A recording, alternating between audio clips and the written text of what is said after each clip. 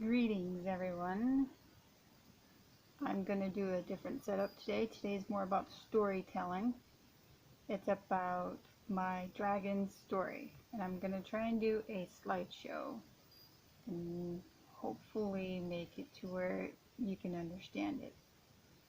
It is a bit abstract, but it is also fun and kind of just when you get involved, should you choose to, in more of the energy and more of the consciousness evolution that is happening with science, then it will become more understandable as to a lot of this that I thought was just a story is actually very true. And that's why it relates to me way more, because it actually is a frequency that has been designed for me. And I have it represent a dragon. But now I understand why I'm so connected to the dragon. But again, this is just the story that I thought I created, but it's always been there for me. It has always been created, and now I get to articulate and describe. And I'm going to do the best I can with you learning about how my dragon came to be. So here we go.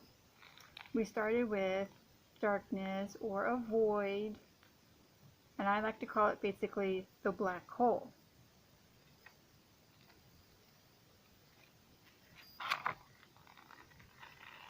There was a shooting star coming in towards this black hole. And it's just about to hit a very particular spot in this black hole. So very particular that it ends up transforming in the very center of the black hole and becoming a being, a substance, a consciousness, and that consciousness became aware of itself.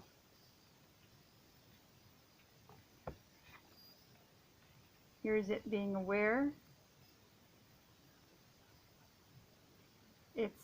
It's always in movement. It's always shining. It's like, oh, I suddenly became.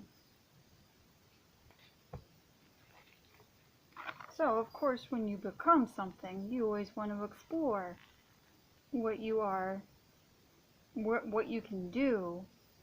And of course, there's always the question of who are you and what are you supposed to do after that.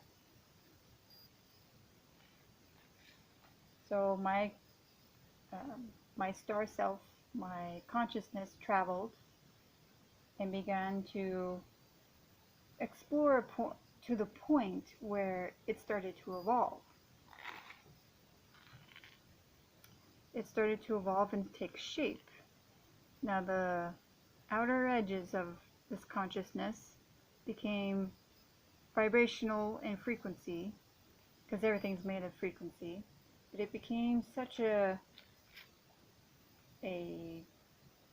particular type of frequency that it formed like a fog. So it's basically like, it looks like a diamond in a sun in a fog. And this diamond began to change shape because of the different conscious levels of being aware. So it started to change and it developed and change into more or less of a being that was elongated, very elegant, and very happy and to be radiating. And it just decided to continue evolving. And it suddenly turned into what I would call a hybrid gargoyle dragon. But since it's being born from a black hole, the black hole has everything, so it has connection to all those things. It can use those assets. It can use these assets and assist others if they're willing to do so. Because that is very key. Even though with consciousness, you still have to be willing to participate. That is the dragon. And this is just all the things that I have come to participate. The dragon, me, or conscious level, loves to be self, loves who and what they are, loves to create and connect, loves the thing that's called magic because it's what others call the ability of manifesting and connecting to be called magic.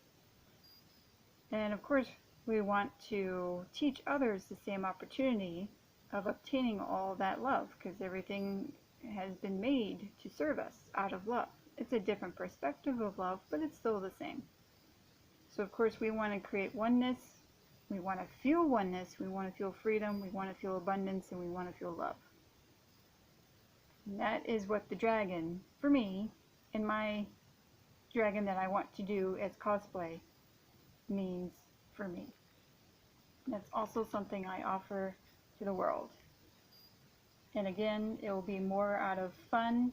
I just wanted to tell you the backstory of my dragon. And we'll get back into, we can call it names. I have several different names, but in the long run, it's the essence, it's the heart of what is that makes it so very precious. And I'd like to end that. So thank you for joining me with my story time of how my dragon came to be. Thank you. See you in the next one. Bye bye.